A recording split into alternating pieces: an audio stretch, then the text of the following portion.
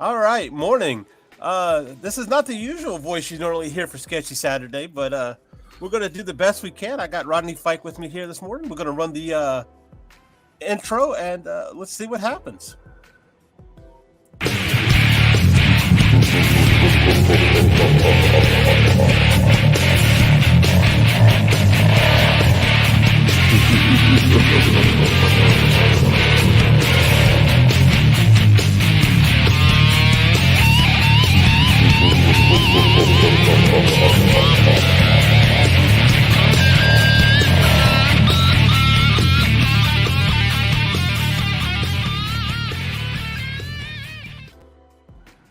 All right. Morning. I thought I dropped this thing. What do you know? Look, it's already starting this morning. How's everybody doing this morning? Of course, as you can see, I'm Mike Jimmy Part 2.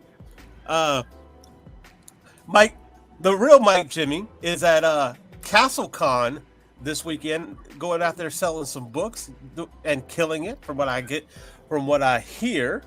Of course, I'm waiting for MarV to hop in here. Say, what's up, Max? Thank you for joining us this morning on this Saturday morning. Oh my gosh, I had to get up early for this. I'm not used to that. Anyway, of course, I'm C. Michael Lanning, and welcome to Sketchy Saturday. And of course, my special guest this morning is Haslam Productions man himself, Mr. Rodney Fike. Rodney, go ahead and introduce yourself. Let everybody know who you are, sir. All right. Hey, everybody. I am Rodney Fike. I am one half of Haslam Productions, and I am the writer and creator of Roadkill Rampage, which is currently live on Kickstarter with issue 3. Also, such books as Peanut Pudding and Jelly, Pitter Patter, Unchained, and, of course, Roadkill Rampage. Awesome. Of course, right, and we'll show that a little bit later, but, of course, Roadkill Rampage number 3 is out there on Kickstarter right now. I'm trying to adjust it. I've never had to adjust and do a stream at the same time that I'm trying to mess around with Clip Studio. Right. I'm trying to keep up with it. It's like, as Randy likes to put it, this is the transparency of the broadcast, and man, it can't get much more transparent than this. There you go. Bit more coffee in me to get this going. Nothing like live streaming. Oh, I'm telling you, come on. It keep you honest. It always gets me. A lot of people, and I think I have the same problem too. Is it's hard to draw and talk at the same time, because I feel like I'm going to end up going out here doing all this and then come right back and have to redo it later on. Yeah. I guess that's the good thing about drawing digital. Yeah, just hit that One undo of them button. anyway. And of course, now we're joined by the man himself, Mr. MarV. How are you doing, sir? Hey, sorry. Hey. I'm doing great, thank you. But I'm sorry, I was waiting for the TV. I just got some kind of problem because I've been on Facebook jail the past 3 days. Oh my gosh, I can't tell you how maybe many something happens. ex-convicts. I'm doing great. Good. I'm telling you, man. Look, where I'm from, the state has the most jails, prisons. Yeah. But from the way I see it, Facebook is just competing with Louisiana left and right, man. I'm telling you, all these prisoners. I've been able to escape the hands of the Facebook authorities, but who knows for how long. Yeah, that's crazy. Yeah, I've seen so many on Facebook, but I don't know why I'm. It's the second time already, because this last time my wife put a cartoon, and I just said that the character should have her ass kicked, and that's why I was blocked for 3 days just because of that. God. Because I'm promoting violence. So yeah. For a cartoon. It's crazy. They were talking about this the other day, and I was thinking, it's an algorithm that's catching you and then deciding to throw you off, right? So I'm thinking to myself, I feel kind of bad for the real people who have to come by and have all these complaints because they got to look at this and go, "Oh, the stupid robot did this again," and just having to deal with that. I guess they get paid enough over at Facebook to deal with it. I don't know. So, and of course, my wife in the comments says, "But you married a Nice to meet you, Rodney. It's nice to meet you, Marv. Oh, y'all have never been on a stream together, huh? No. You know, you get to do these, and you're not sure who knows who. Yeah, I've never been on. It's insane because we know so many people and we don't know anybody at the same time. So yeah, that's great. Yeah, and I haven't been on with you either. See. No, this is true. This is true. I think there've been a couple of near misses. Oh yeah, probably. But I try to pop up every once in a while, here and there. So you never know. He's out there. Yeah. So Rodney, tell us what you're working on, man. I am working on some Roadkill Rampage.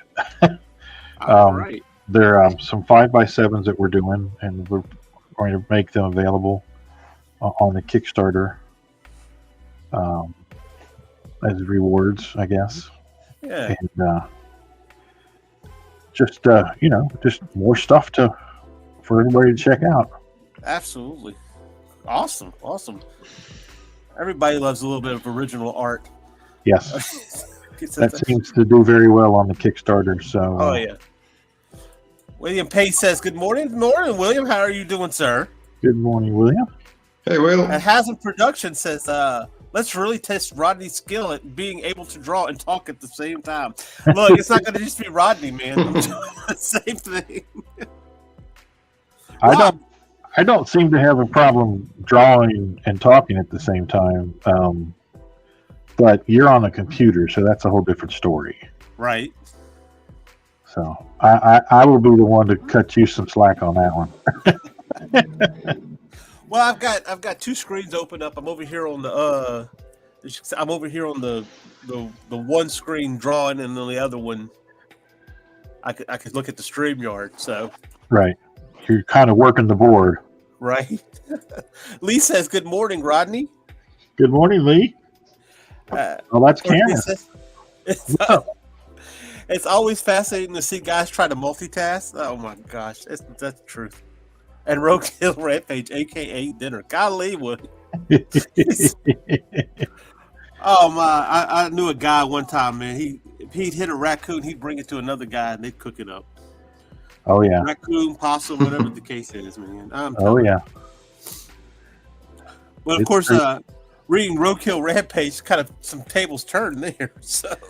Oh yeah, definitely turn the tables there. It's not what you think. Can you give us a kind of a synopsis of Yeah, what it is, what's going on? Yeah. So it's a 4-issue miniseries, and the book starts out with a young couple deciding to go for a summer drive on a nice sunny day. And when they get out into the national forest, the guy starts running over all these animals on the road, just acting a fool and being an ass. So the young lady is terrified by this, and she tries to stop him. And of course, that doesn't work, and things go sideways. And as she continues trying to stop him from doing it, things just get worse. And then something happens to throw everything out of whack, and at some point the animals come back and exact their revenge. Oh yeah. And then which leaves her all alone in the forest, and this eerie, creepy forest that she has this presence she feels her that is following her, and she doesn't know what it is or why she knows it's following her specifically, but and so the rest of the series revolves around her trying to basically get out of the forest and find her way home.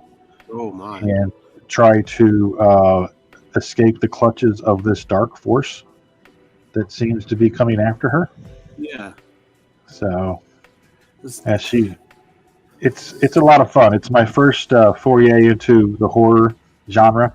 Right, that's what I was going to ask, because I know you've been doing Pitter Patter and everything, and that's kind of a different take, huh? Yeah, we go from cute and cuddly, cartoony stuff, which is more of my wheelhouse artistically, Yeah. and comedy, to the seriousness and the whole different tropes of the horror stuff. And the reason being is I did 6 issues of Peanut Pudding and Jelly, which is an all ages kid superhero book, and which everybody loves. And then I did Pitter Patter, and I started getting pigeonholed into this. He just does cute cartoony stuff. Oh yeah, yeah.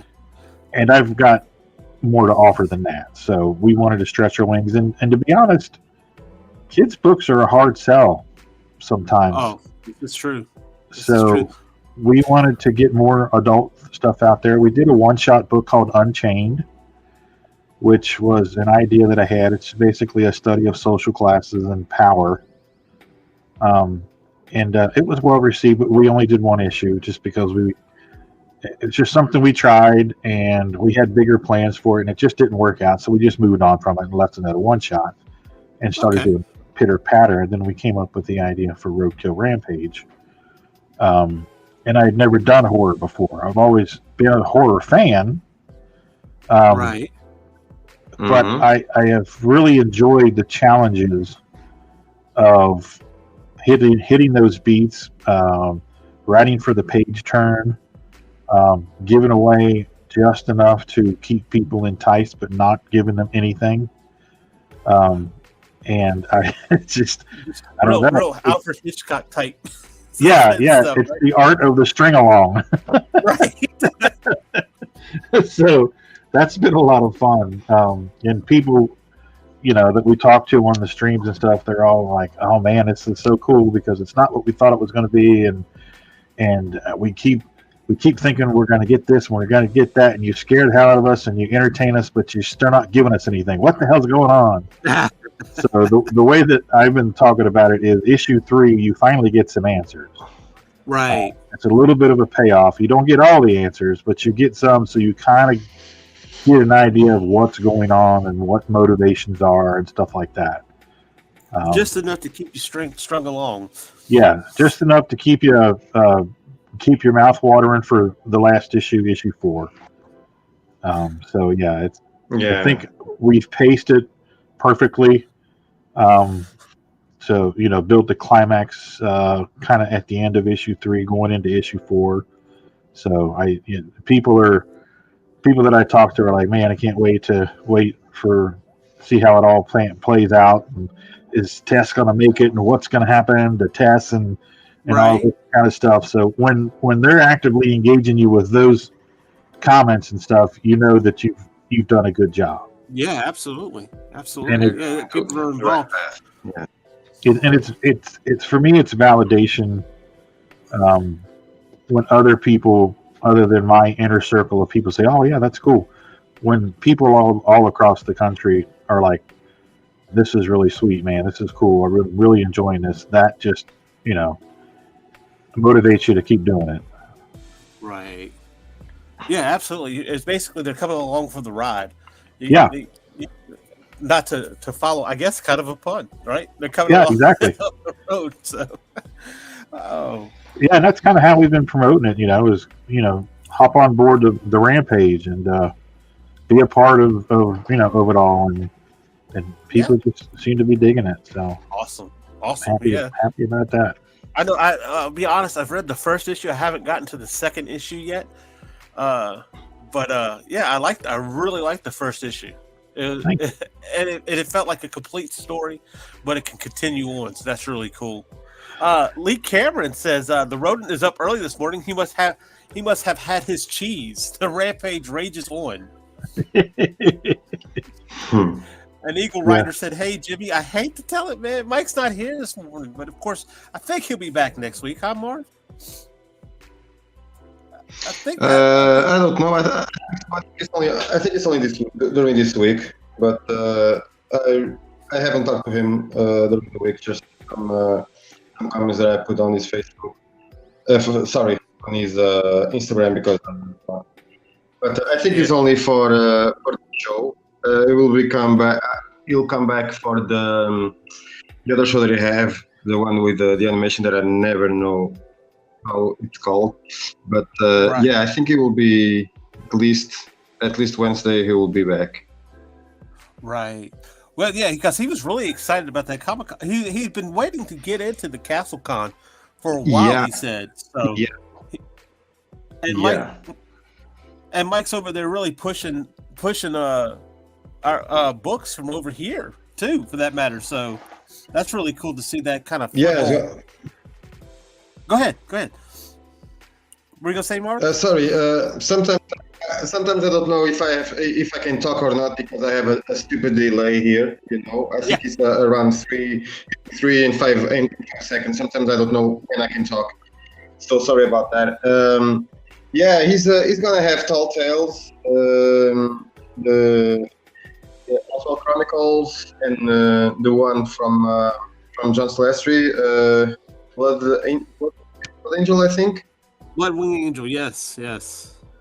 Yeah, and the Sin Killer is have already the first one, but in September he's gonna release their Gabriel Reaper of Souls, and I can't wait, man. Awesome. For that. I hear it's doing well over there. I hear it's doing pretty well. Yes, it's insane. I'm very happy, and Mike has been helping me a lot on every aspect of the comic, and he's been crazy lately. He's been a good friend, very supportive, and I never had that in my life because I always try to make myself alone on stuff because I always was a lone wolf.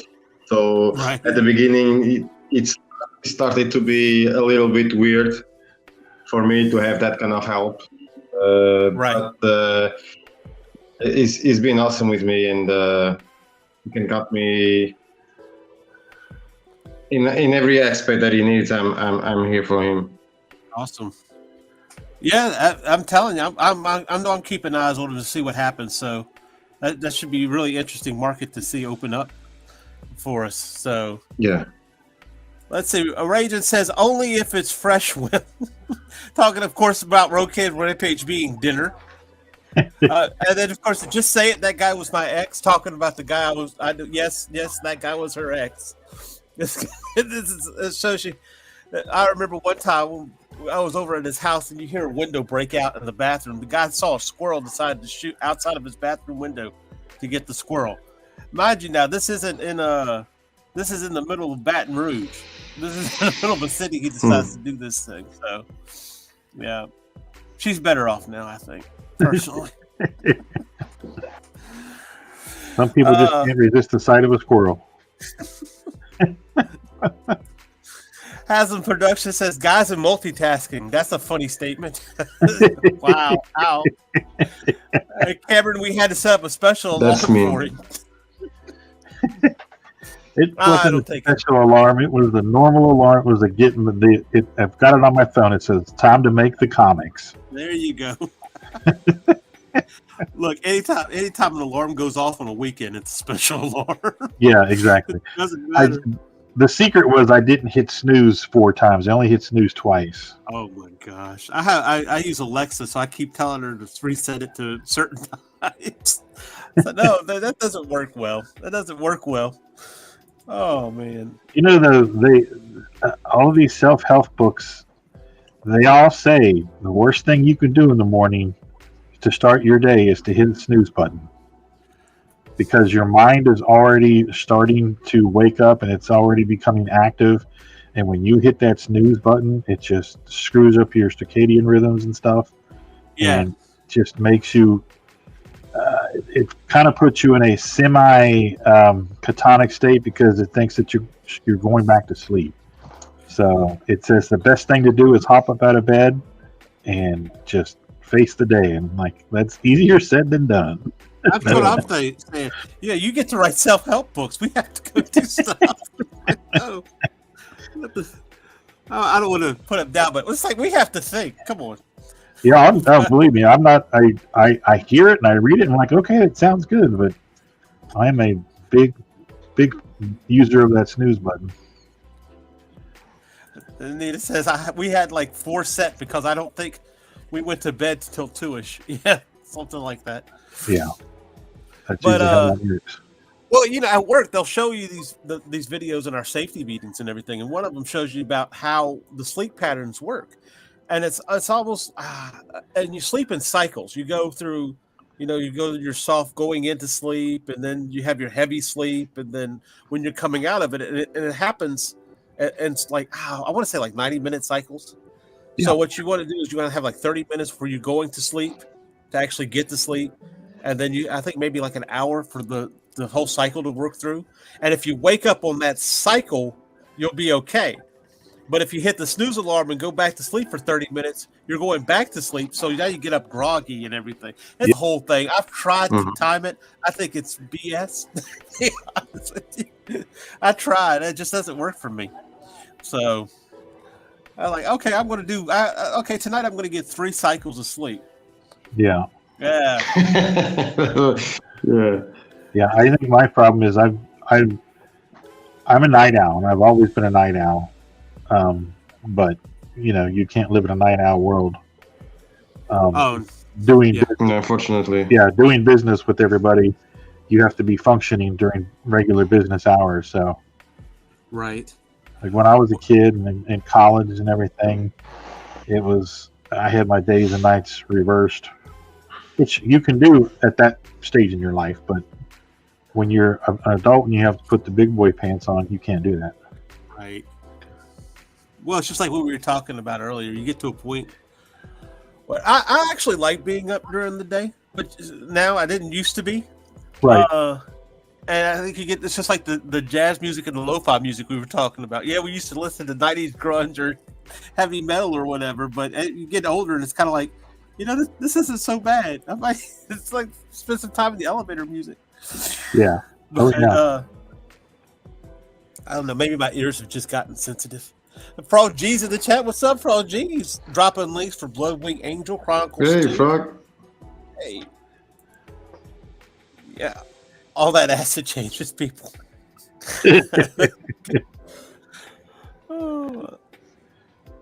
And of course, Hazard says, and yet he hits snooze every time. Yeah, well, don't feel bad about that. Don't let him fool you. Snooze is your friend. And of course, Frog G's dropping chats in there, dropping some links in there for y'all with Roadkill Rampage issue 3. Check it out. We will be running a bump for that in a little bit if you want to see the inside of it. It's a pretty cool bump. Rodney is so judgmental this morning. What?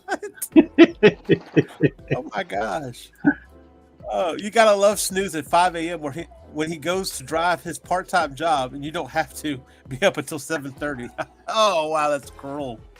That's cruel. I feel like they're beating us up a little bit in the chat. They're talking about the multitasking and talking about the snooze button. Oh, I know. That's what happens when they get in the background with the keyboard. I'm telling you.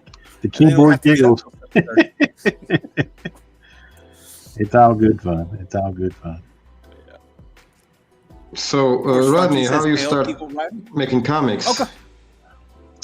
I started, and like a lot of people do, with friends in high school. I've read comics as long as I can remember, since about 4 years old. And then in high school, I had a group of friends, and we started a book, created all these characters, and then everybody went to college and kind of went away and did their thing, and I kept everything together and wrote a 5-issue story arc. And when people got back together a few years later, we produced the books. It was a superhero team called the Superior 7. We published the first issue in 1990, and we ran 5 issues. We probably have 8 or 9 issues that we've done, but only 5 of them ever saw print. And then we got to a point where we started coloring comics for other companies. Cool. because there was just more money in it. The Superior 7 did okay, but when we started making the kind of money we were making coloring comics at the very beginning of the computer coloring, when you could get premium pricing, we did pretty well. But that only lasted probably 6 or 7 years. And then as more time went on and kids could start coloring comics in their bedrooms, the price, you weren't getting as much because more people could do it on their own. So it kind of went away for a while, kind of fell out of the game for about 10 years, went and got the dreaded day job, and I blew out my back. Oh, no. And spent a little bit of time in the, bedridden. It was kind of a blessing in disguise because I had started drawing again. And then Tina and I had met at that time, and we started talking about the past and things that, we had all done. And she's like, well, why don't you do it again? And that was the genesis of Hasm Productions. And we started with peanut pudding and jelly. And we did that, and it's spiraled out into everything we've got going on now in Roadkill Rampage. So we've been doing Hasm since 2009, I believe. We founded then. Oh, wow. Yeah. And here we are now. So, and I'm not familiar exactly with Kickstarter. So were you doing Kickstarter back then, or no? Our first Kickstarter was Roadkill Rampage #1, which was 2 years ago. Our friends Sean and Stephanie Forney, they're the ones that kind of I don't want to say introduced us to it, but kind of taught us the ropes. And when I say us, I really mean Tina, because she's the one that handles all that stuff. My brain's just not built for that kind of thing. I feel you. You. My job is to sit here and look pretty and draw pictures. There you go. We're the talent. Exactly. So, but it's really been a game changer, because it was all kind of kismet. It all kind of happened at the same time with the pandemic. We'd been wanting to get more online presence and just never got around to it. And then the pandemic hit, and we had a new issue of Pitter Patter, and we had other stuff that we wanted to debut, and we couldn't go anywhere because everybody was locked down. So we found StreamYard. God loves StreamYard, and we started getting online. We created the podcast that we do with the Forneys, Thursday Night Throwdown and Friday Night Draw, and we started doing that. And we got into doing the Kickstarters and realized that you could produce books and get it funded and everything, and you didn't really need the shows. Your fans suddenly had another way of getting your product from you. Yeah. And that's a big game changer. Oh, absolutely. Now, I see a lot of people are trying to do now. They're not happy with Kickstarter. They're not happy with Indiegogo for whatever reason the case is, and they're trying to do their own campaign funding on the site. But I wonder about that, because even with Kickstarter and everything, I know there's some people who they supposedly don't need it, or they've been told they don't need it because they still have an online presence, but they use it. But it seems to me as though when you use those type of sites, that you are able to be seen more. Like somebody's looking for one thing, they find you. Do you think that might be the case, or? I think it definitely increases your exposure, and I think it's when people have problems with things, it's just, I don't know. Well, yeah, nothing's perfect. Right? Yeah, Kickstarter is a tool, and it will do for you what you tell it to do. And sometimes things that might go wrong, or things that happen that you're not happy about, it's usually stuff that's out of your control, and something that you've done wrong. And rather than accepting that it's something that you did wrong, it's easier to blame a platform, it's called a learning experience. People are so quick to throw the water out with the baby, the bath water. The baby out with the bath water. Yeah. Yeah. And it's just like, I don't know. I could get on my preachy chair, but I don't want to do that. Well, no, and I'm not, and please, nobody misunderstand me, because I'm not degrading people who want to do that kind of thing. No, not at all. Absolutely. Yeah. I just think, I was like, well, for me personally, who doesn't have that much of an online presence or what have you, I don't see that being beneficial to me. Whereas I see Indiegogo or Kickstarter being a little bit more beneficial. Yeah, it definitely increases your exposure. But it's I mean, that's the thing. It's definitely increased our exposure. Right. And we kind of, we work with the Fornies a lot, and the Fornies have been doing it. They've been around, 5-6 years longer than we have. So we always gauge our performance based on them, because they made this much, but they have this big of a following, and so in X amount of time we should be at that point, and we've seen a steady amount of growth from our first Kickstarter to now our fourth Kickstarter, and it increases your exposure. People get used to seeing Hasm Productions. The name becomes familiar. It's about familiarity, right?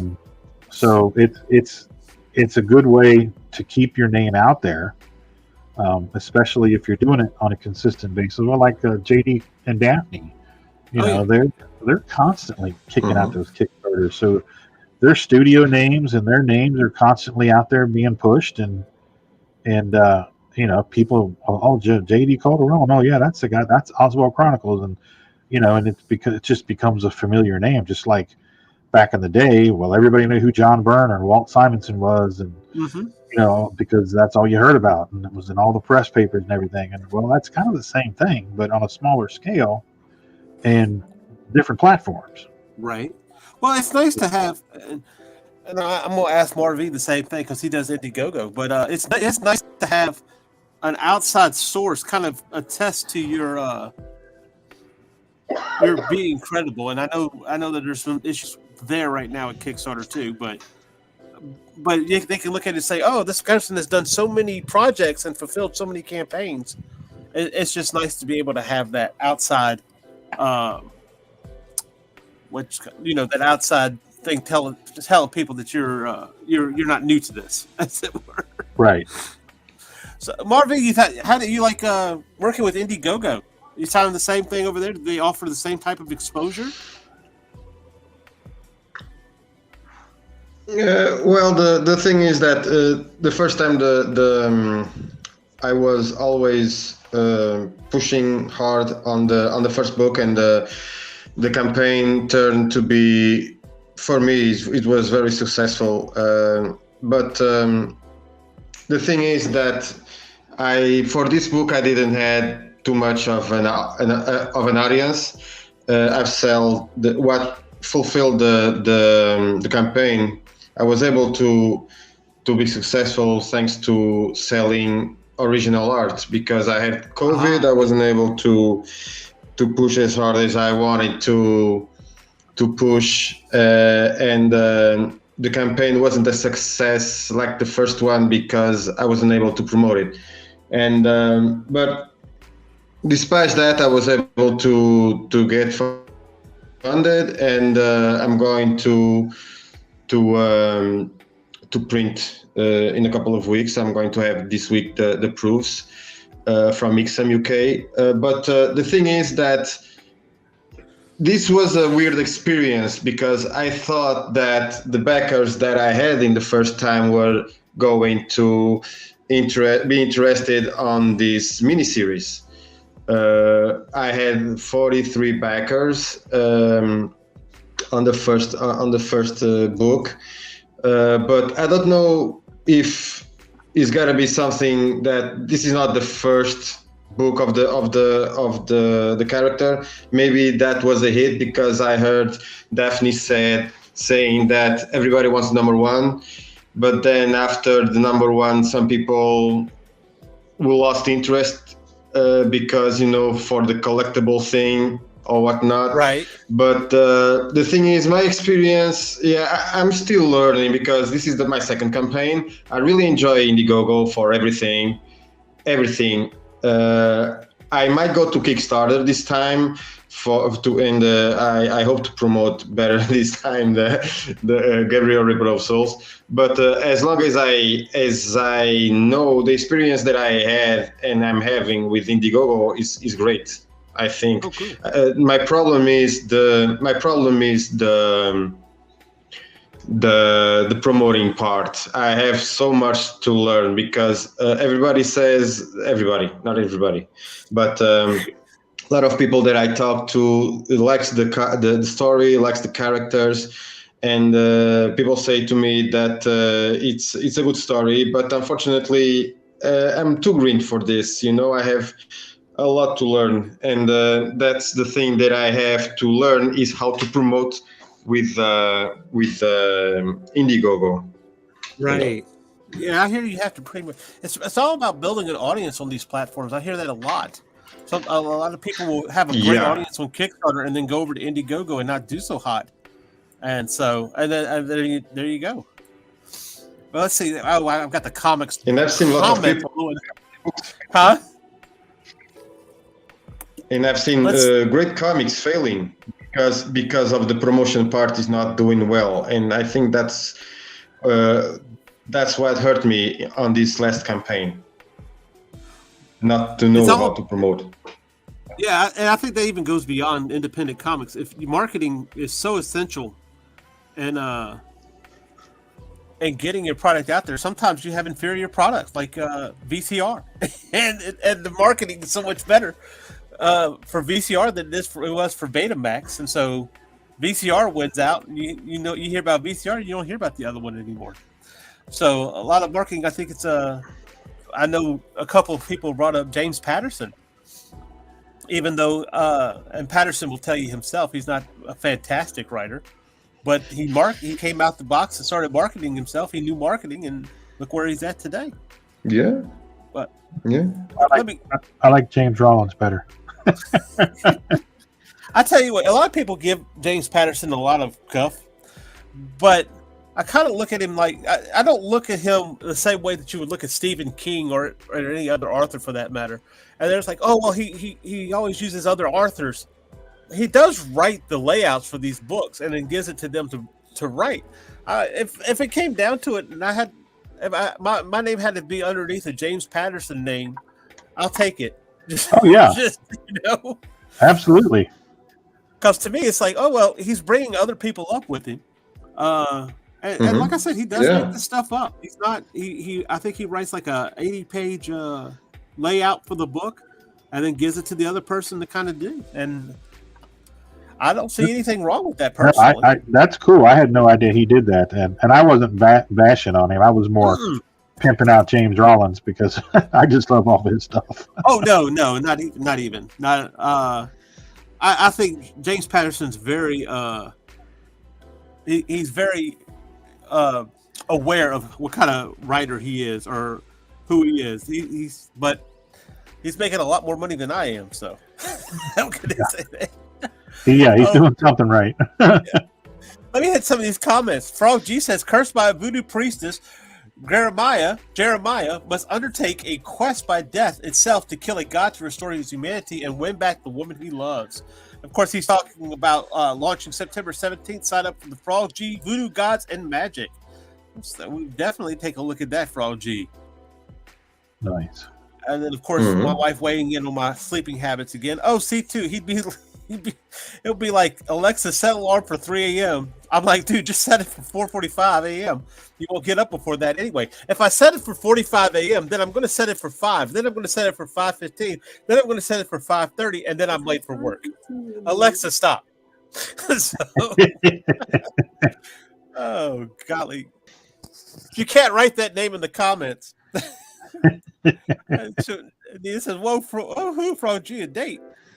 And Frog G's reminded you to tickle the algorithm, smash the like, dingle the bells, and subscribe. Thank you, sir. There you go. And this, of course, was earlier. Nita saying, keyboard warriors. And, oh yeah, warriors are right. Bullies is more like it sometimes. So, of course, Russ says, "Good morning, hey guys, hey Russ." What's happening, bro? Hey. He also says, "Roadkill Rampage is awesome. It is pretty awesome." Of course, we have Pops. Let's see if Pops is still there. Wow, you'll let anyone in here. Well, what's up, Rodney? That is true. That's true. I don't have any. I'm trying to be cool with as many people as I can. He also said, Froggy says, "Hail, Pops." What's happening, Pops? Pops says, "Build your own website. We can promote you wherever you are." This is true, and I'm not discouraged. You should also build your own website. But Hasm.com. Yep. Life shits. LOL work shits. This shit's okay. Yeah. JD and Daphne go. They do. They have a lot. They put out. Like I said, even right now, what I'm working on is something JD and I have cooking up. So, what does that tell you? I don't see how you and C and JD and Daphne do it. It seems like you guys and gals are always somewhere. Yeah, but I have yet to actually run a Kickstarter. I've had a couple of where I've done the art for a book, at least one, and there was some other stuff. But I have yet to really run a Kickstarter.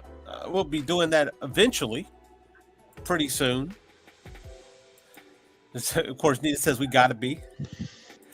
And I need a nap just watching you. That's why I'm not always somewhere as a Productions. And Pop says, "Traveling show is the goal now. Had too much fun last weekend." That's what this thing. Those cons are addictive. Yeah, they really are. Yeah, well, yeah. We did a drink and draw at the Gym City in Dayton, Ohio, a couple weeks ago. Yeah. And it's the first drink and draw we've done in quite a while, and it's just fun. I think something that a lot of people don't realize is us artists spend a lot of time alone in the studio, and when we get a chance to get out there and get amongst our peers and get a couple drinks in us with a pencil in our hand, it can be quite entertaining. Mm-hmm. Oh, absolutely. Yeah. It's so much fun. Well, one thing about it is you know where everybody stands as far as what you do. Yeah. You know, like you don't have to be kind of, I remember Stan Lee talking about one time being at these dinner parties and somebody will ask him what he does. He'll say, "I'm a writer," and walk away as quick as possible before they ask him what he writes. Yeah. Because he didn't want to tell him, he didn't want to tell him that he wrote comics because of the looks that he would get from it. And that's the good thing about being in crowds that everybody does comics or at least loves comics. You can say that kind of thing and everybody's cool with it, you know? Oh yeah, and the drink and draws are just basically the con moving from the convention center to whatever restaurant or bar is hosting it, and it's just the con continues because fans come over and hang out with you, and you know some of them will buy you drinks or buy you dinner or whatever, and you just the party continues. Oh, absolutely. I unfortunately here, hold on.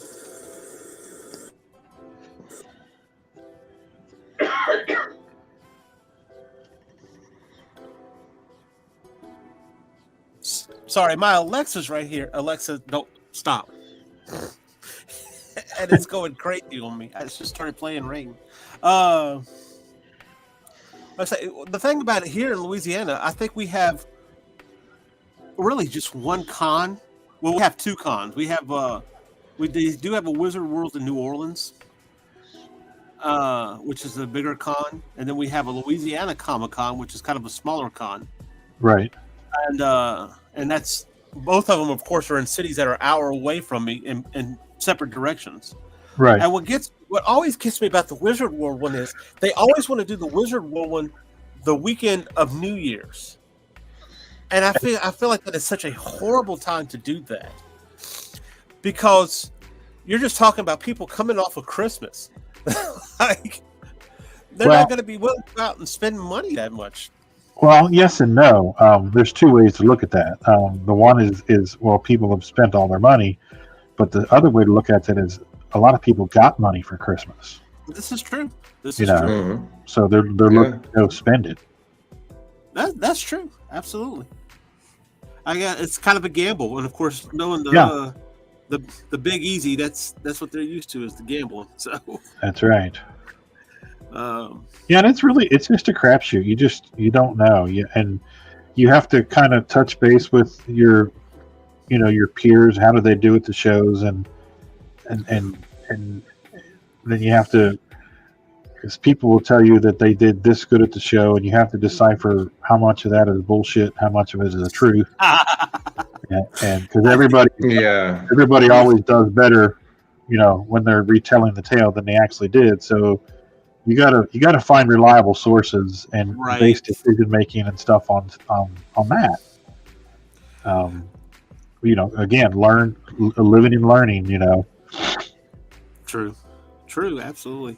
The good thing about being this, you start learning who's kind of, I want to say necessarily full of it, but who likes to expound on what they do.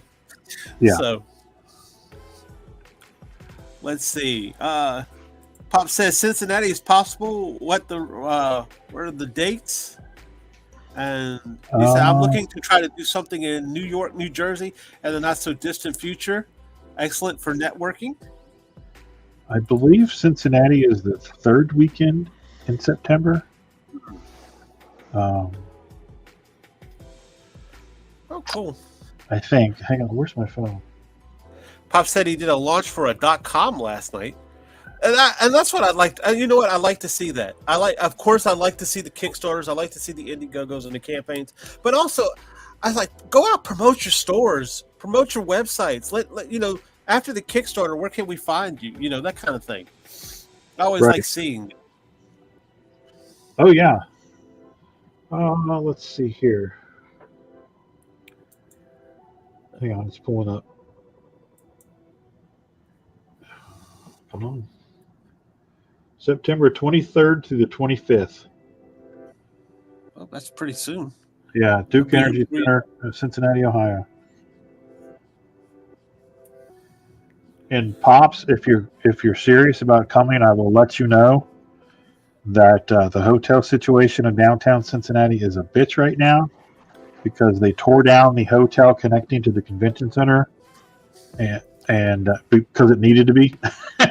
So they haven't started rebuilding the new one yet. So hotel rooms are at a premium. You're better off to try to find someplace in the northern suburbs of Cincinnati or in northern Kentucky across the river. Downtown is going to be a bitch to find someplace to stay. Ooh, it might be a little late for it now, huh? Yeah. Just a heads up. Is it a big con, Cincinnati? Yeah, it's 25 to 30,000 people. Yeah, so it's a decent sized show. Wow. Yeah, that's pretty good. That's pretty good. Let's see. Yeah, Nita says, figuring out how to do them on Indie Rush was a bitch. LOL. And that's the thing. We just filmed the second Indie Rush last night. And what Indie Rush is just basically a 10-minute thing to let people know what's out there, what's on Kickstarter, what's on Indiegogo, what's new in the independent comic circuit. We just kind of want to do that so people will know.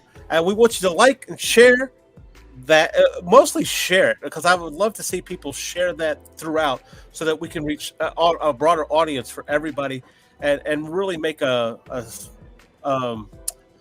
dent for indie comics, And you said it's called Indie Share? Indie Rush. Indie Rush. Oh, okay. Yeah. The next episode will premiere Monday. And like I said, it's a little 10-minute thing. We're trying to put it on TikTok, put it on, of course, YouTube and Facebook, and just put it out there. Roadkill Rampage was on it. Yeah. It's out there. Because that's what, at the end of the day, it's good. Just like what MarV was saying, it's about marketing. Yeah, it really is. Yeah, it's that no truer words are ever spoken. It's familiarity, it's brand recognition. You have to. Good artwork isn't enough. And honestly, people don't know if the writing's good. They're buying it based on what the artwork looks like, And I'm an artist and a writer, so I know that pain. But the other thing that's important is you have to convince these people that you're legit. That you're going to produce a quality product, that you're going to come back with something else, and you're not a one-hit wonder. And the only place where a one-hit wonder is worse than the music industry is in the comics industry, because anybody can do one comic book. Can you put out issues 2, 3, and 4 and finish that story? Oh yeah. Yeah.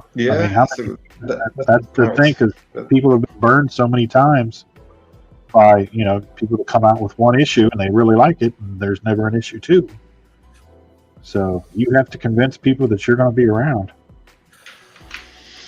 What were you going to say, that's Mark? why that's why I did the first one, and just like that 32-page, just a trailer of the miniseries, because at first it was supposed to be a graphic novel, but then with that job and my issues that I have, my health issues that I have to overcome every day, I realized that I wasn't able to do a graphic novel in the time that I really wanted. So I did the first Sin Killer as a trailer of the miniseries. So now it's Gabriel Reaper of Souls. Now I'm starting working on Michael, Hunter of Men, and then the other 2 will come very soon, because I really want to put my effort on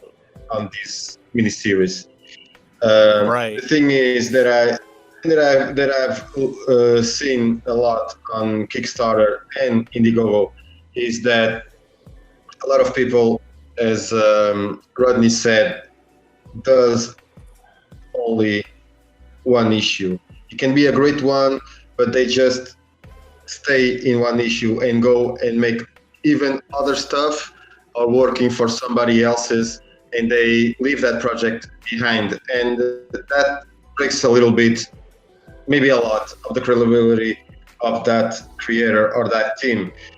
And that's why I realized that I have to put not on 100% of my effort on this series, but also be able to finish each book before I launch the campaign. So I think I'm learning good rules, if I can say that, or at least try to confidence. Practice. Try to build some confidence, and I hope to do that. Well, that's good, because I think it's best to be open about these type of things. Like I said, I haven't done a Kickstarter, so that's why I ask questions, and just to kind of learn or get an idea of what needs to be done. Who make successful Kickstarters, like I think of George Medina. George Medina, he did his first Kickstarter with Wonder Duck, and he did such a fantastic job with it because he was learning. He was asking people questions. Yeah. So it was you kind of follow. What's the phrase? You stand on the shoulders of giants, right? Yeah. So let's see. Learn. Pop, learn. Right. Pop says setting. I'm sorry. Okay. No, I just said be a sponge. Right, be a sponge. Absolutely. That should hashtag be a sponge. Mm-hmm. Should be a new thing. Pop says setting up for the stream for both days was a learning experience. We can set up anywhere now. Awesome. Of course, this is Nita talking about Wizard World. We be broke. Kids got money. Yeah, that's true. Now, of course, commenting on the what you said, Rodney, about who you're talking to and what they're actually selling at the cons. Nita's like, ain't that the truth? I sold out, bitch. I saw you loading up 6 full boxes. Or they say they sold out and they only brought 12 copies. Right. Yeah. Pops is talking about this series has never been crowdfunded. 4 books. Talk about abdominalgrizzly.com, and we are featuring that. And abdominalgrizzly.com is actually the site that Nita was talking about for that Indie Rush we did last night. It's they do Seed of Yggdrasil was Yggdrasil, and they have a whole website and shop and everything over there. And so I didn't know that they were never kickstarted. But there you go. That's how you get the word out. And of course, you just telling Pops he can always use an Airbnb for the Cincinnati Comic-Con. Yeah. And that is CromCon weekend. I would have to do the show from the show. I think I got friends there who may be going. Talking about that September date. Oh, okay. And Indie Rush premieres Mondays at 12:30 Eastern, and I share the heck out of it. So people probably get tired of saying it's like, not this crap again. Isn't that funny? You get really conscious about, just are people tired of hearing me? Am I, oh God, there they are again. Well, but that's how you have to be. As sad as that may seem, is you kind of have to be annoying somewhat. Maybe not too annoying. I'm sure there's a fine line, but you see, you know what I think about, honestly, every time I think about this type of thing is the movie Airheads with Brendan Fraser, Steve Buscemi, and Adam Sandler. Yes. and for those who don't know, it's a movie. Came out in the 90s, about 95, 94 maybe, and it was three metalheads trying to get to be, trying to make it in the music industry, and they end up taking over a radio station to play their song.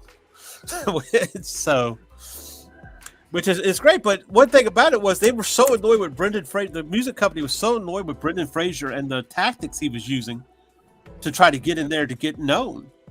But sometimes that's how sometimes it's how you make an impression, as sad as it is. It's like, not this person again. Yeah. Yeah, you have to be persistent. Definitely. The problem is where do you draw the line on being persistent and just being overbearing? That's the only thing. Well, I think that comes down to just being your personality, just being friendly and cordial. Non-confrontational, just accommodating where you can be, and just look at it as necessarily as you're not promoting yourself, you're forming new friendships. Right. And if you kind of take that approach to it, then you're just making new friends. And then absolutely. Because they're going to think about it. When you make a new friend, what do? You get on with your friends and say, man, I just met this really cool chick or this really cool guy, and they've got some really cool stuff, and you talk about it, and that's how that works, and it's less invasive, I guess, because it seems to be more organic. Right, you don't feel like you're trying to sell something to somebody. Yeah, exactly. You're just talking. You're talking shop. Absolutely. Kind of what we're doing here. Right. Well, I was watching something just this morning, and they were talking about old commercials and what they liked, what old commercials they liked and what they didn't.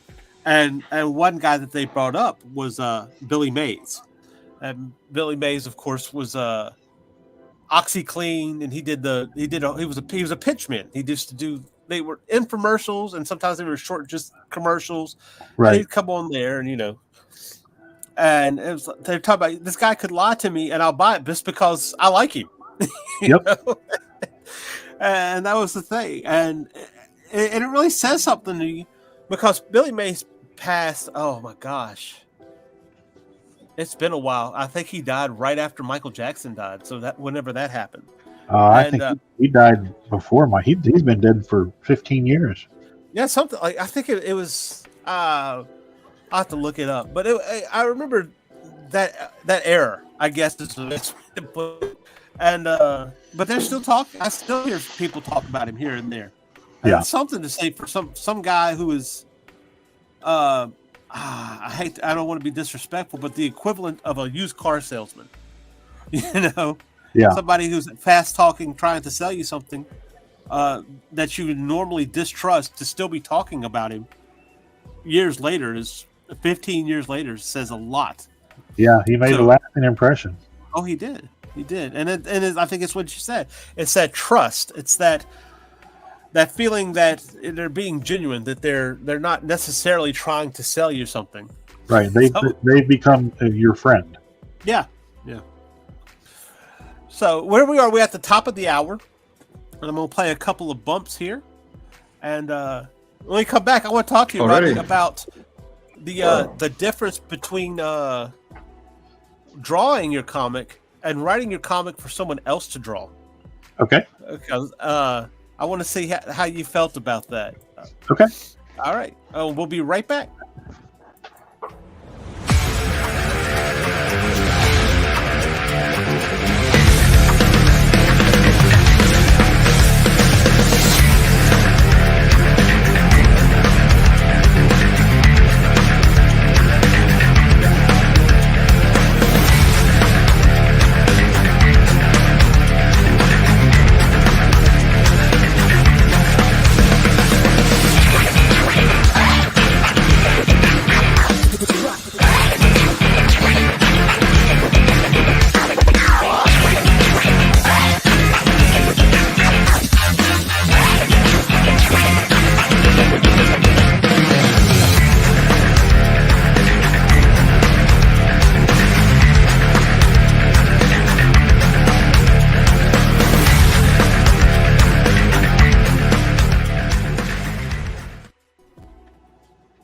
Now on Sunday mornings, longtime independent comics creator Randy Zimmerman brings to you a podcast that talks about the lighter and more whimsical side of comics, the fun side of comics. That's right.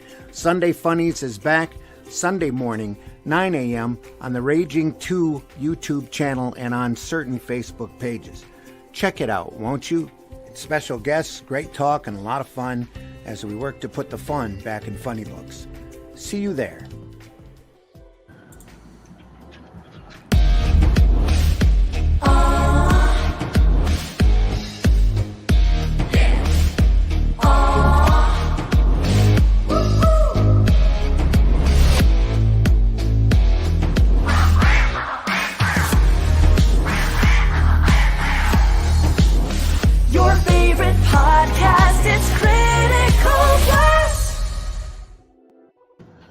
All right, and chances are, if you're watching this morning, you probably have a comic or are working with somebody who has a comic, and they're sending them out using Gemini mailers.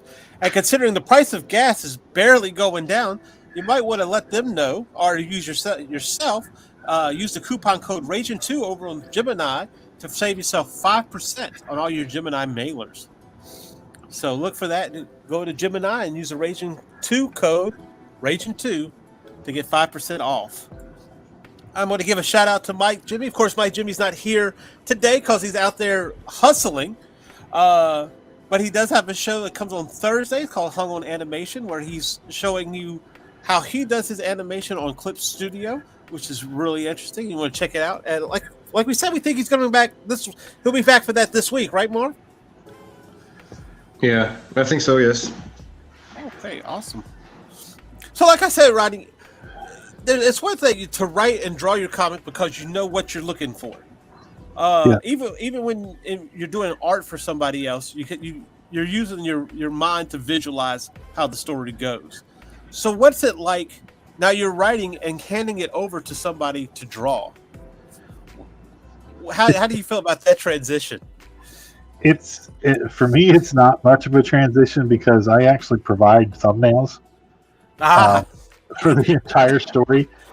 Which when I give them the thumbnails, I tell them that it's a guide, it's not a roadmap. Because there are in every story, there are 2 or 3 or 4 scenes that I want done a particular way, and it's non-negotiable. Right. But which is pretty standard with everybody. But for the most part, everything else is negotiable. It's up for discussion, and I'm pretty easy. And I've had people tell me that they love it and that they've never had more comprehensive thumbnails, and it's thank you. And other people are like, okay, well, I don't really want the thumbnails, and but thanks, and I'll have them if I need them. And And then that's when we have the discussion about those particular scenes that need to be done a particular way. And to this point, it's been pretty good as far as working with other people. They're like, okay, I can give you that. But yeah, it's so it's been pretty easy for me. And the stories, when they come to me, they're so vivid in my head.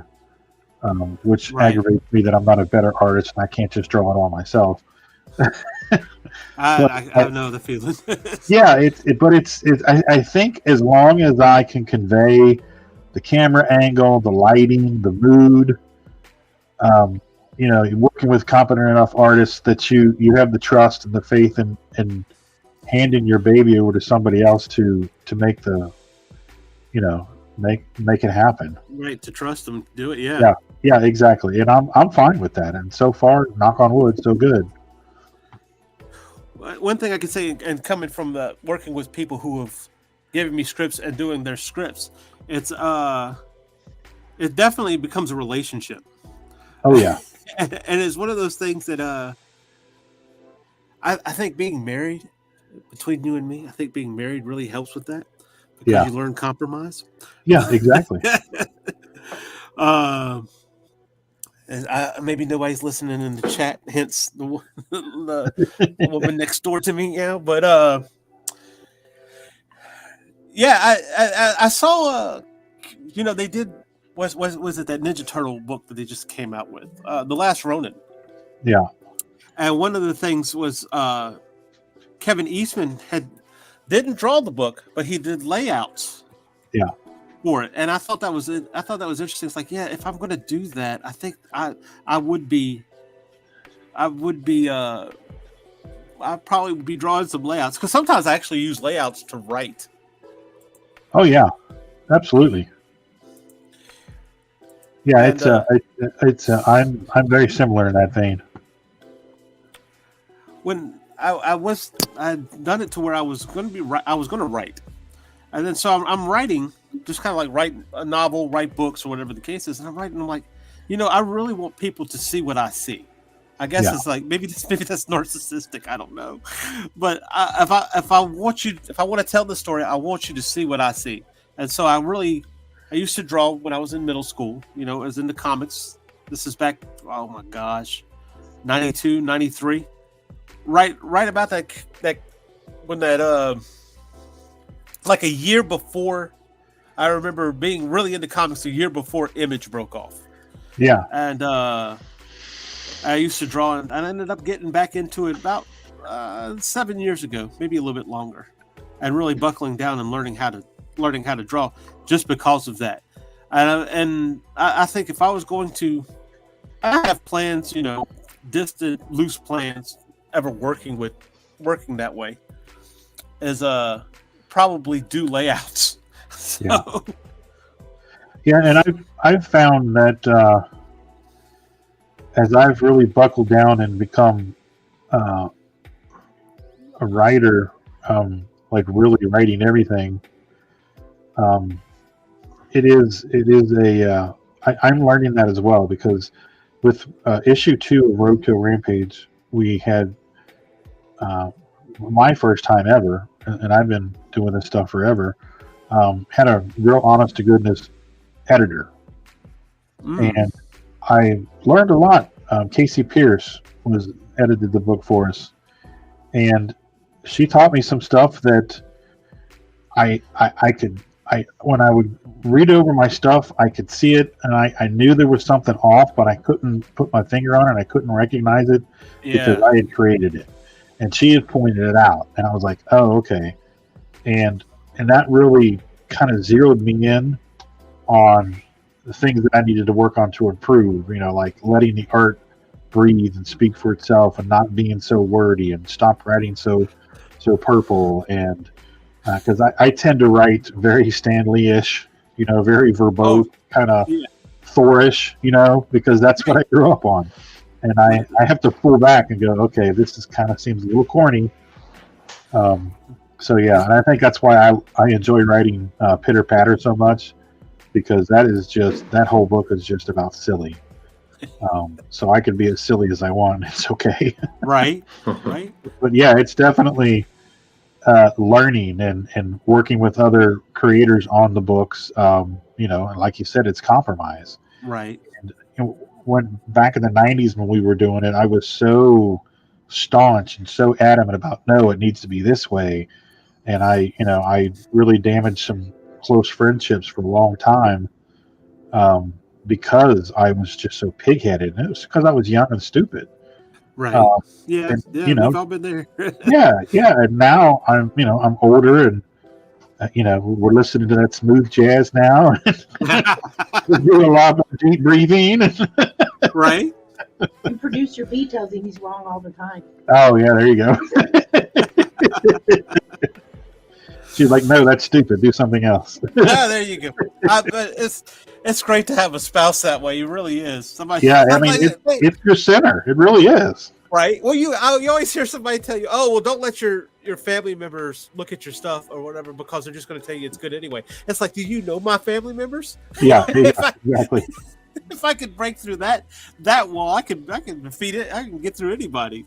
Well, I've got a perfect example. I did some commissions did some pre-commission sales for Gem City, and there was a guy at the show, and he picked him up at the show, and I dropped him off, and he was a vendor, and I went back and I talked to him later, and I said, when I had a chance to really talk to him, and I said, how's everything? Are you happy? And he's like, well, he says, can I be honest with you? And I said, yeah.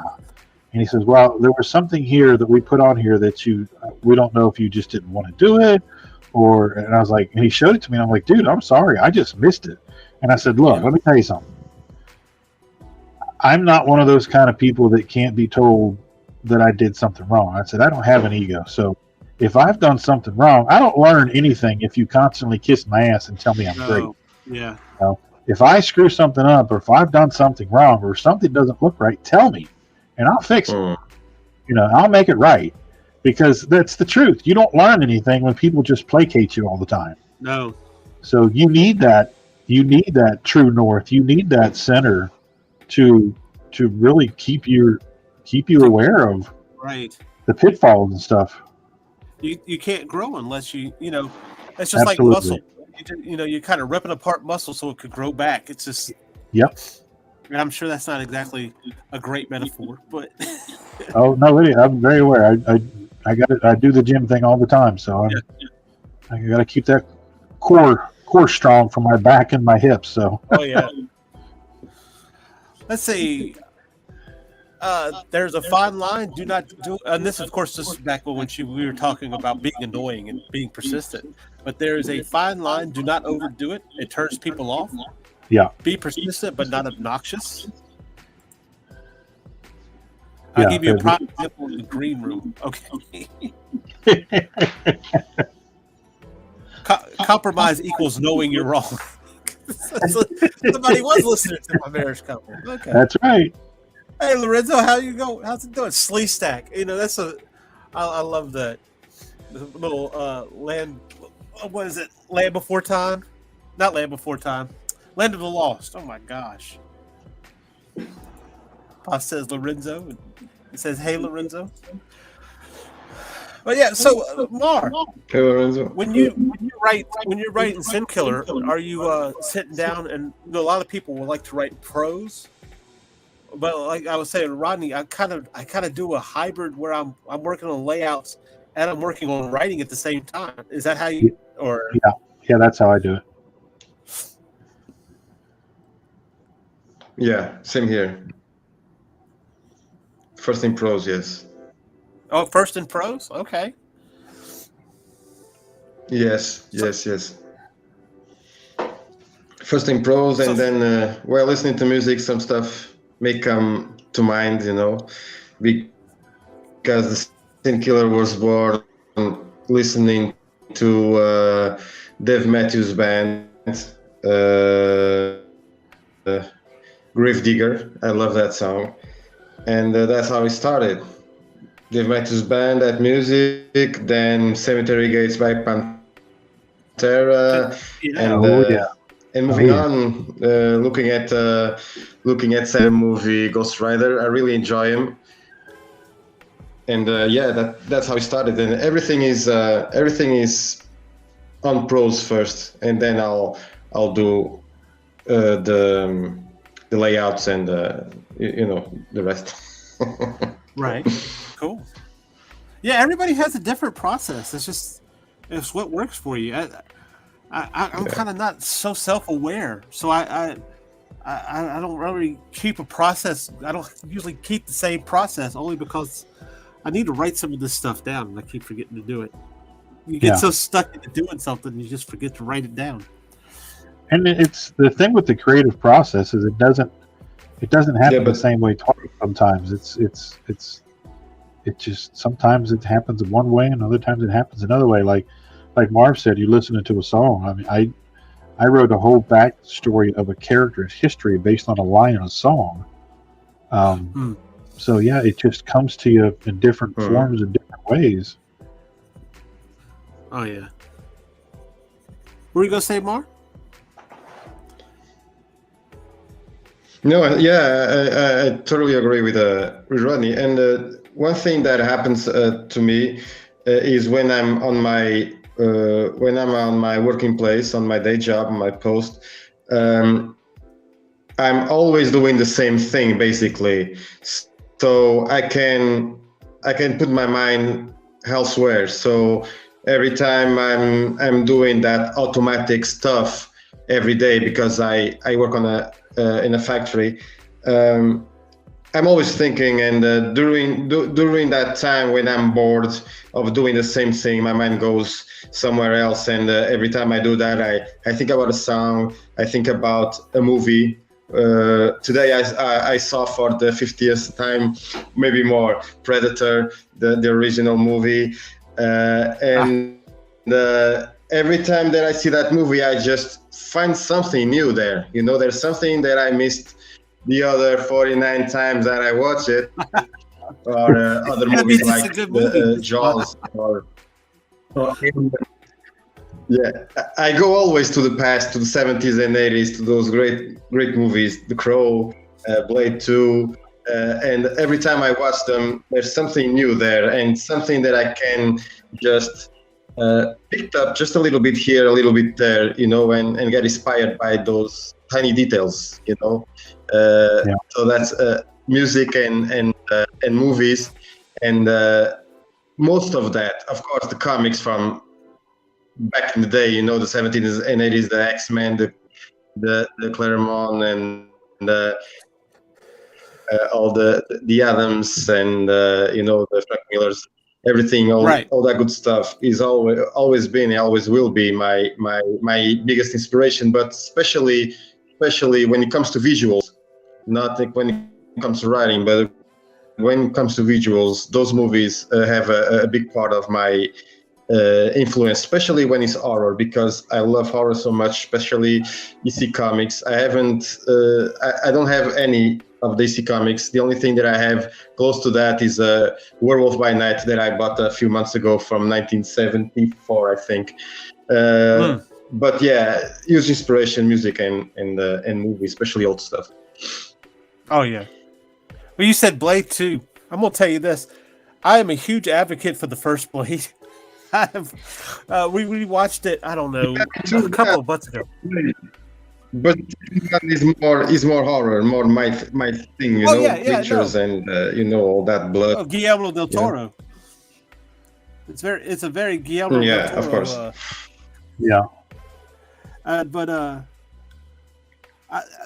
you seen The Strain?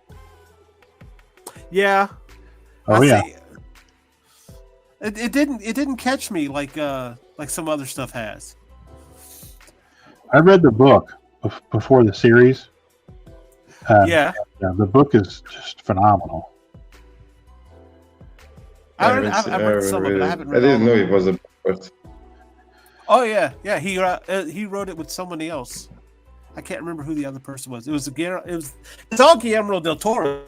Even the book. Probably Brad Golden. He's one of his pretty consistent writing partners. I think Brad Golden wrote the Golden Army. Oh, okay. Yeah. It was Hellboy 2. Oh. Yeah. Yeah. Okay. Yeah. Which is another consistently Del Toro film.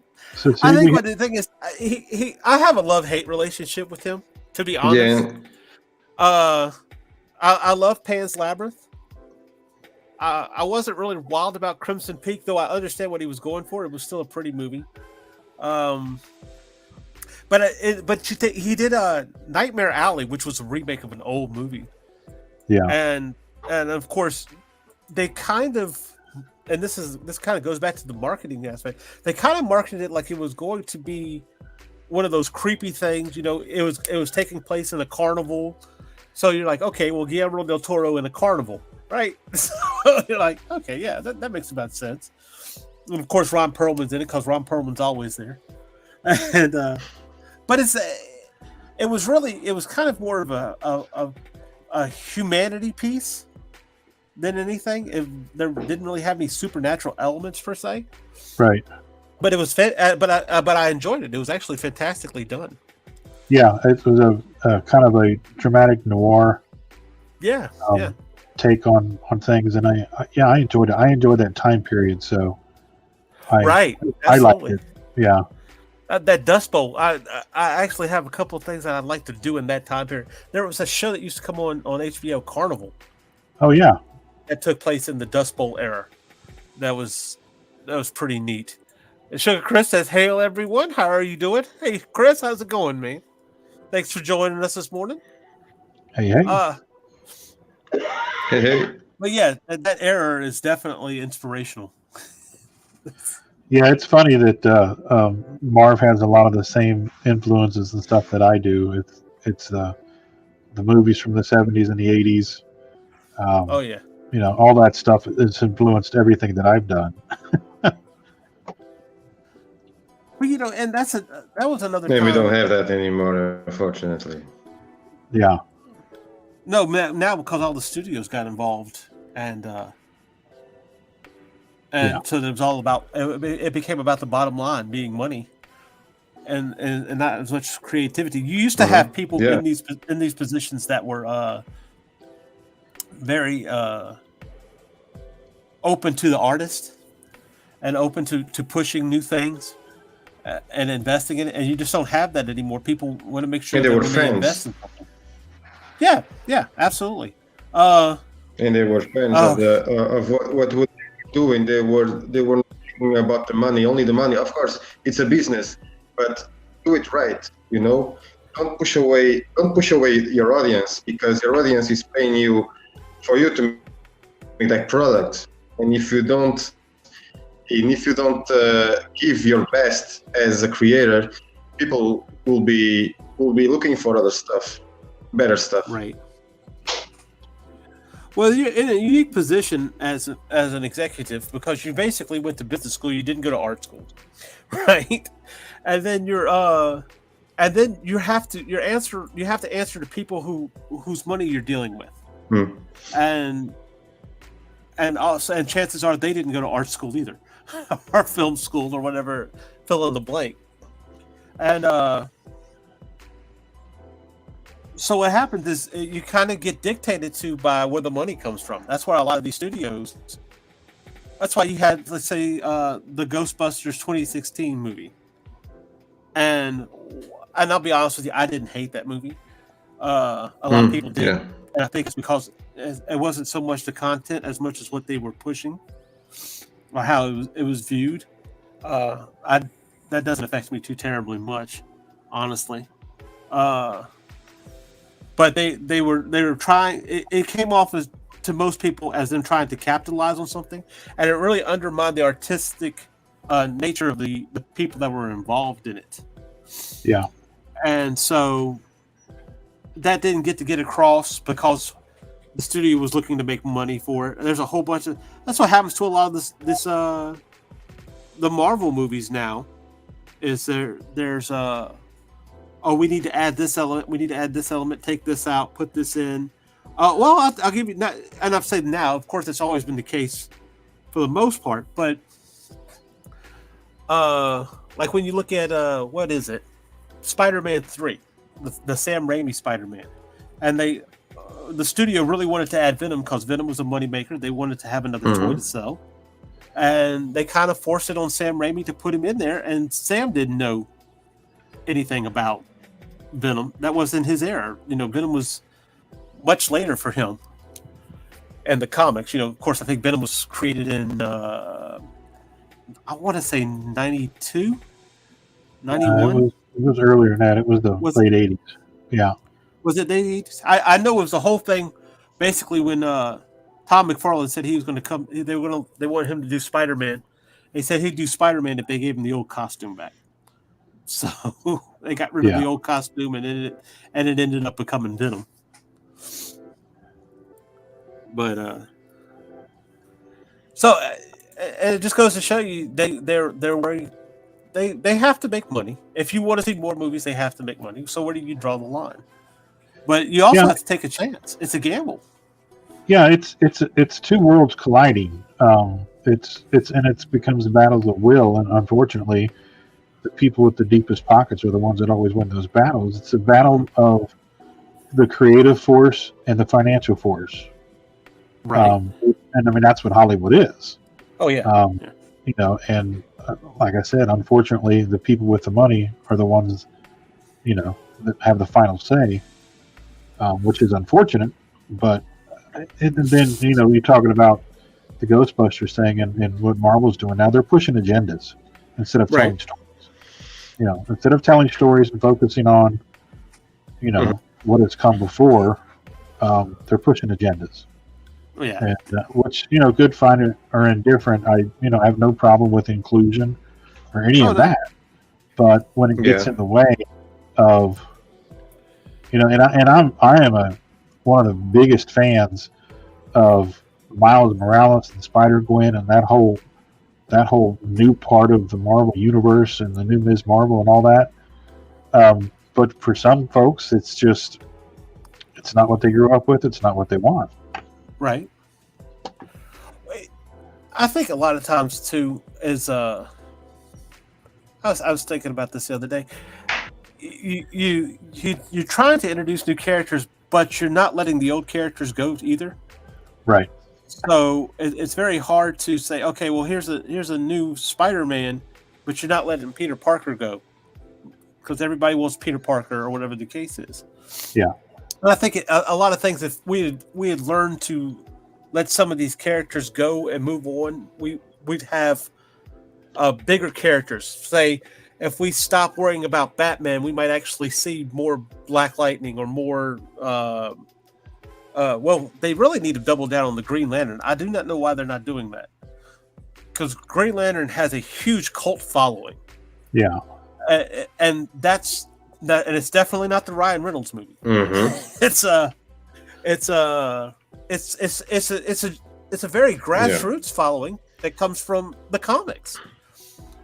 Well, see, and there's the problem right there. And you said it in 2 words. It's a grassroots character. Marvel hit the bullseye when Disney took over and they decided. They said, the reason we bought Marvel is because they have a catalog of 1,000 characters. So, and they said, we're going to take these secondary and tertiary characters and we're going to turn them into A-list characters. And you got Guardians of the Galaxy, and you got Groot, you got all this stuff that was amazing. And DC, Warner Brothers, has yet to do that. Right. Yeah, this is true. This is true because you do have, like I say, it's like Booster Gold. Booster Gold. I know nothing about Booster Gold from a movie. I know nothing about Booster, and I'm not a huge DC Comics reader.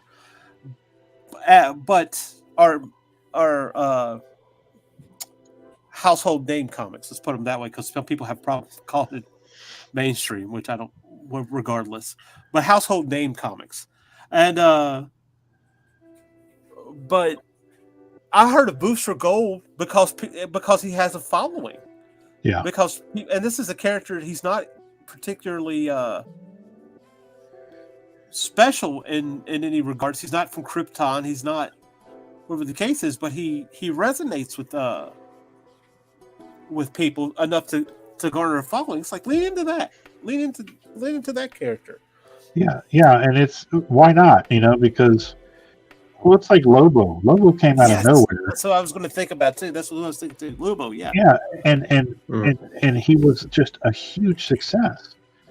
And why don't they do that with Booster Gold or Blue Beetle or Firestorm or any of these characters that have been floating around the DC universe forever that have disgusting amounts of potential that nobody's ever leaned into? Right. You know, they finally took Suicide Squad and made them viable characters, you know, and now everybody knows who Suicide Squad is. Everybody loves it, and everybody wants more movies. Well, you know, you say that about Blue Beetle. They have a Blue Beetle movie coming out. Or they did. I actually hope they don't cancel that one. Yeah, they're thinking about doing it, yeah. Yeah. It hasn't met the axe yet? That hasn't met the axe yet. It's got Go ahead, bro. Mar. Sorry, they might not do that. They might not cancel it, but the thing is that the problem with DC, in my opinion, is that they are starting to get away from the law, from everything that we grew up with. You know, they are pushing agendas, and they are just doing. They wanted to eliminate Superman, the one with Michael Keaton's Batman, and they wanted to put Supergirl instead of Superman because they wanted to make Zod going back in time. That is the time travel BS that they want to do. They wanted to make Zod go back in time and kill Kal-El when he was a kid, so they wanted to push Supergirl, and they cancel it. Batgirl and Supergirl are canceled right now, and Blue Beetle is maybe it's a go. It's not certain yet, but looks like it's gonna be a project, and maybe they're going to introduce more DC characters in that movie. That will be great because from there the audience want to know more about certain and other characters like that one. Especially I want to see in the DCU Firestorm, because I really love that character since I was a kid, and there's so much to do with that, especially that thing that is I don't know, so in English, but I love the dynamic between having two bodies converging into one and have that fight between who's right and who's wrong when it comes to make some kind of interaction with anything, you know. Right. If the mind is okay, it'd be a great topic in the movie.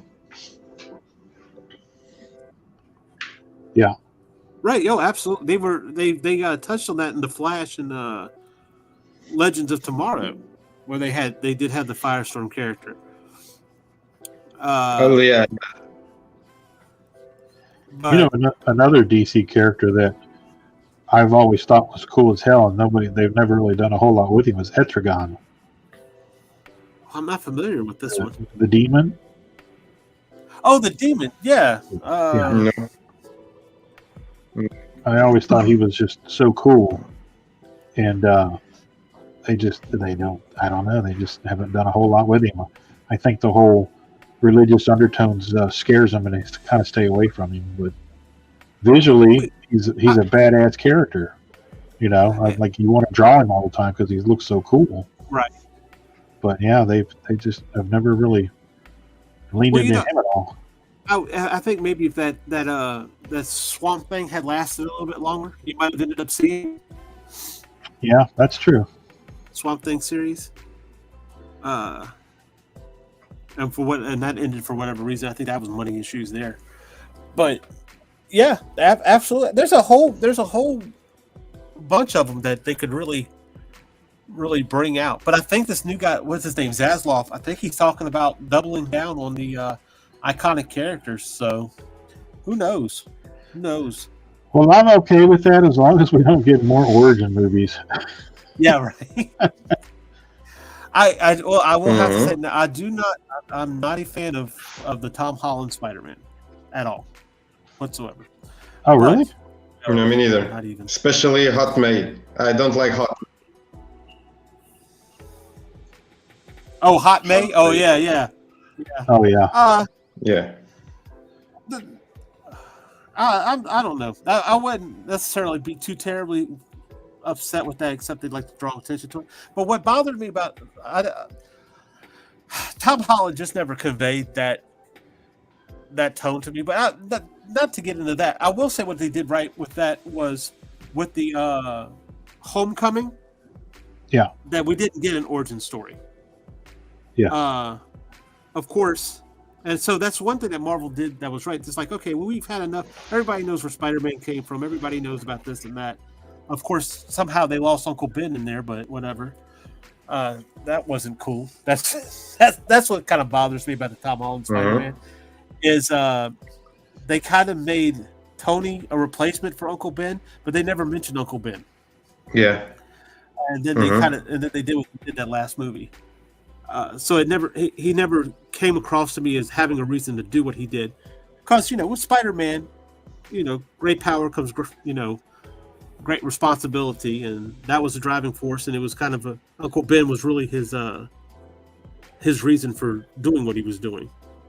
But Yeah. absolutely no more. We don't need to see Batman's origin again. I think we've all got the idea. Yeah. We know how he became Batman. Yeah.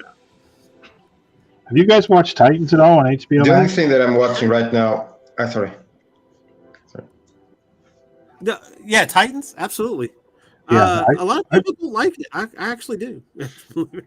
Yeah, I love it. I think it's great. I think it's adult themed superhero stories, with the past, Titans, Wolfman and Perez stories woven in there. I think it's great. Mm-hmm. Like the only criticism that I have is I wish Raven was a little more edgy. Yeah. I guess, but really, other than that, I know there's a lot of problems with Starfire, but I like what they did with the Starfire character. So, but what were you going to say, Mar? Sorry, the delay is always killing the mood. The thing that I when I had Netflix, I really enjoyed the Titans too, but then they started canceling everything, and I just canceled the subscription. But right now, the only thing that I'm watching superhero related is Superman and Lois. I think, in my opinion, is a Superman that was not really explored, and they are doing that, being a family man, two teenage kids, having their own problems, one with superpowers, one without them. And I think as developing as a developed character, it's a very good series, because we never saw Superman that way. He's not an idiot. He's not goofy. But I think they are doing a very good job, especially when it comes to the environment that he lives in. The army, contrasting with his superpower life and his family life. I think they are doing a great job, and I think they won't cancel that, because the Flash was canceled, and the CW is dead. And I hope to see a final season, not a canceled one. I really would love to see an end to that story. And that Superman is fantastic. That guy nailed it. I think nailed it. Yeah, the one thing that always stands out about me about that Superman is when he comes out that first episode, and they're kind of showing the flashback of him coming up, and the guy's like, "Oh, I like your suit," and he's all like, "Yeah, thanks, my mom made it." I was like, "Oh my gosh, it's Superman!" Yeah, so Superman. Yeah, I was like, I love that, because we've spent so much time on trying to make these superheroes edgy or human. Now, one of the aspects that appealed was something to aspire to. When you bring something to aspire to down to the level of you or lower, it doesn't convey as well. Right. And I think that was really cool to see him. He actually deals with I haven't watched the show completely, but what I have watched, he actually deals with those issues. I think what I liked when they canceled Jupiter's Legacy on Netflix, and I tried to read the book, and I didn't really get into the book. But what I did like about Jupiter's Legacy is they were trying that kind of deconstructionism. Like, you have the boys, you have Invincible, Watchmen, so on and so forth, and I'll get argued down about Watchmen being deconstructionism, and that's fine. I like Watchmen just fine. But one thing about it is on Jupiter's Legacy, the main character, I can't remember what the actor's name is, or the character for that matter. Sorry. Josh Duhamel. Yeah. One thing about his character was he believed in what he was trying to do. Yeah. And a lot of these characters, like you take Homelander on The Boys or Omni-Man on Invincible, and they're hypocrites. They don't believe in that they're trying to convey a face, but this guy believed in it, and I think the deconstructionism comes from that. It's him trying to be this way in the face of a world that doesn't subscribe to those values anymore. Yeah, and I really enjoyed that because I felt like that was more of an interesting take than this person's just a hypocrite. I mean, I watch politicians. I see how that goes. Is The Boys a good series? Yeah, yes. It's yes. It has its moments. Yes. Yeah, because Amazon Prime here in Portugal is around $4. So if it's good, I know that Amazon just released excuse me, the Brian K. Vaughan series, Paper Girls, and I read some of the it was it's kind of one of them 80s time travel type things, because we want to go back to the 80s because like we were talking about, those inspirations from those films are really coming out now. Stranger Things, Paper Girls, things like that, and basically it's kind of a time travel weird. It's weird and it's hard to explain. There's like 4 or 5 girls that were, of course, Paper Girls, and they kind of get lost in. Oh man, I can't remember exactly what was happening. I don't remember if it was alien invasion or something. It was pretty. I haven't watched the series yet, but it's definitely one of those ones I want to check out. I've had a few people tell me how great it is. Really? Yeah. Well, he's Brian K. Vaughan. He's actually a good writer. I've never been particularly fond of the Saga comic. Yeah. Although it's a very popular comic, a lot of people like it. It's one of those ones for me that I kept reading and it just couldn't get it. It just wouldn't. Yeah, it wasn't your thing. Yeah. But Paper Girls, it was actually pretty good. Yeah, that's definitely one of those ones that's on my to check out list. Yeah. So that's on Amazon Prime is what I was getting at more.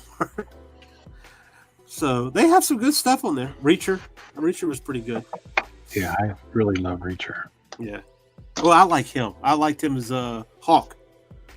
Yeah. He was great. He was great. They could have spun them off, I'm telling you. Oh, yeah, in Titans, yeah.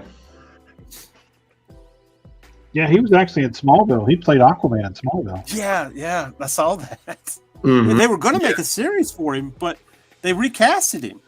Yeah, I know. It didn't work out. It's like, that guy had star potential, obviously. Yeah, we were in Lexington for a show last year, and we were in the car and we were sitting in a traffic light, and he was crossing the street. Oh, really? Him and another guy, and I'm like, baby, look, it's Reacher, or it's Hawk, because at that point Reacher hadn't come out, Right. And she was like, what? You know, she's paying attention to the traffic. She's like, shut up, I'm trying to drive. I'm like, look, baby, it's Hawk. Like, oh yeah, it is. So he was the first thing I noticed was how much smaller he was. Right. Yeah, because I think he's only like 6'6". Yeah, or not 6'6". thought, I'm sorry, 6'2", 6'1", something. Yeah, like that. like 6'2", 6'3". He said that he had to put on 40 pounds or 30 pounds of muscle, transitioning from when he got the Reacher part, he had to put on 30 pounds of muscle. Right. So that was just he didn't look as big in person as he did as Hawk. Yeah. Right. I don't know. But he was there he was. I was like, hey, he's famous.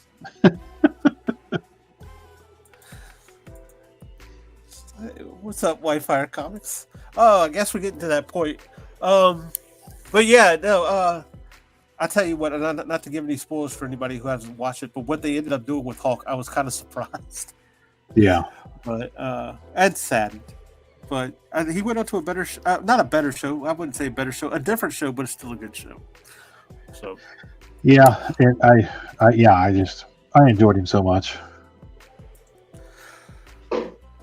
He just has a on-screen presence. Yeah, absolutely. Well, and another one of those shows. Watching this whole DC thing unfold and the Warner Brothers merger fold, I'm kind of holding my breath as far as Doom Patrol is concerned.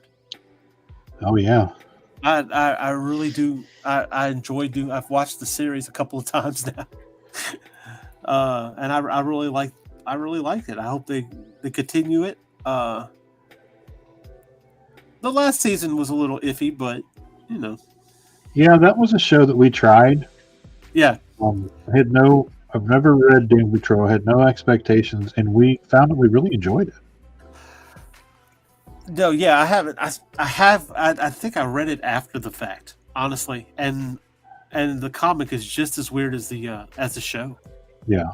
And of course, they're doing Grant Morrison, and it's just, Grant Morrison. Depending on what he's writing, I think he's one of those writers that's actually better writing, established comic characters than his own. Yeah. Happy was okay, but Doom Patrol was a lot better. That makes sense. But it is, if you ever get a chance to read some of his run, because they have them in trade paperbacks, check it out. It's a work of art. What are you talking about again? Doom Patrol. Doom Patrol. Oh, okay. Yeah, because that's what most of the. Did they cancel Happy? Oh yeah. Well, Happy. They covered. Happy was a mini series that lasted like maybe 6 issues, and they basically told that whole story in the first season. So there really wasn't anything to draw from when you came back for that second season. And I don't think that helped it any. You know, they set up a whole bunch of stuff with like the mafia and the whatever the case is. But I didn't have any more material to draw from, and I think that really kind of hindered it. So It was a shame. But and the show wasn't bad. I can't remember that guy. It's Chris something, because everybody in Hollywood's named Chris. Christopher Maloney. Maloney, yes, from Special Victim Units and Oz. Yeah. Oh yeah. Yeah. Great. And of course he did a great Superman job. has been in.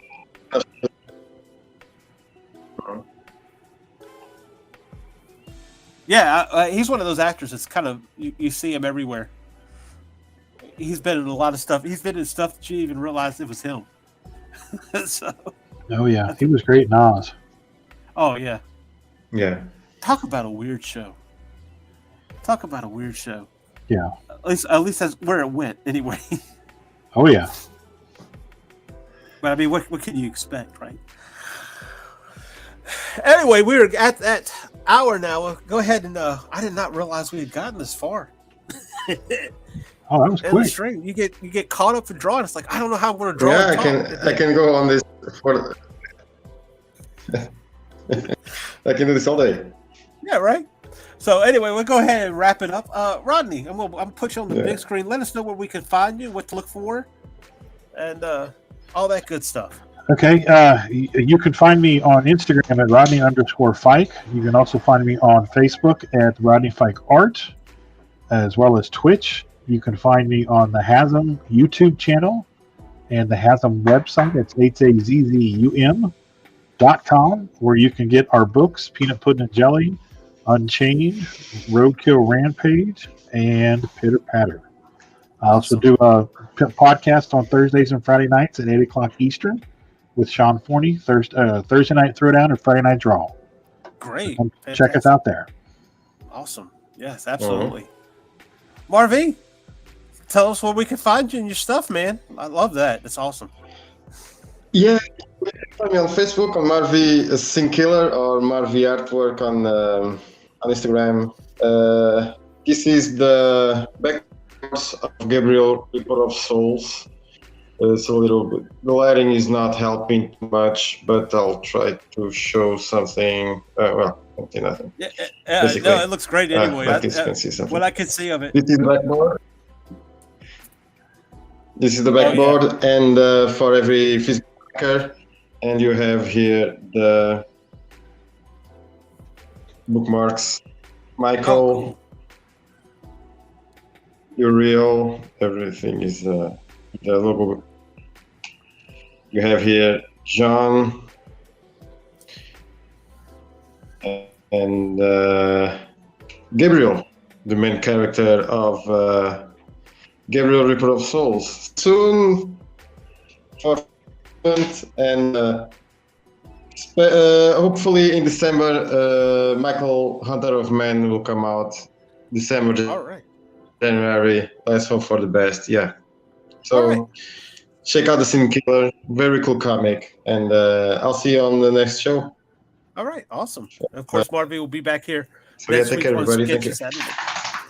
With hopefully Mike Jimmy will be back then. So, and of course, so of course I'm C. Michael Lanning. You can check me out at C. Michael or Linktree / C. Michael Lanning. And I do a show every Tuesday nights called Dispatches from Outside the Box at 8 Eastern, where we scour the corners of geekdom to inspire you to create outside the box. And of course, also with my wife, I do Indie Rush, where we try to show off some of the Kickstarters, Indiegogos, campaigns, and websites featuring indie comics, just to get you in the know. And of course, if you see it, share it. Let it make the rounds, guys. It's about promoting those people. It's about promoting indie comics, and let's see a renaissance in indie comics happen, huh? There you go. Real quick, I forgot to mention. Go check out Roadkill Rampage 3 on Kickstarter.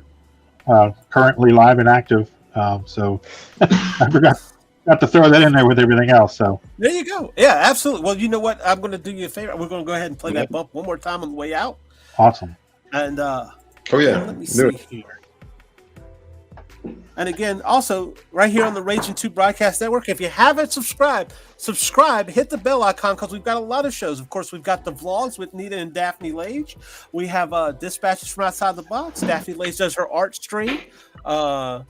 We have House of Bob on the last Saturday of every month.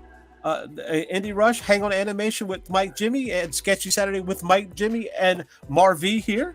Of course, Zimcast on Wednesdays with Randy Zimmerman, and also with Randy Zimmerman, Sunday Funnies, where they talk about the lighter side of comics.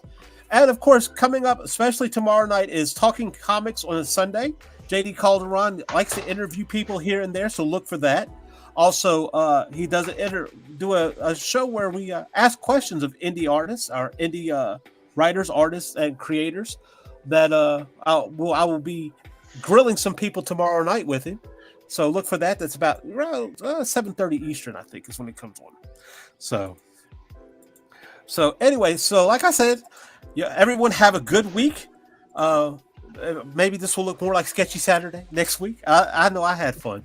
So it was a blast. So I'm gonna play us out with a little Roadkill Rampage. and maybe do a little headbanging at the same time. So Here we go. Let's do it. so everybody, go out there, create something you could be proud of. All right. Good night or goodbye.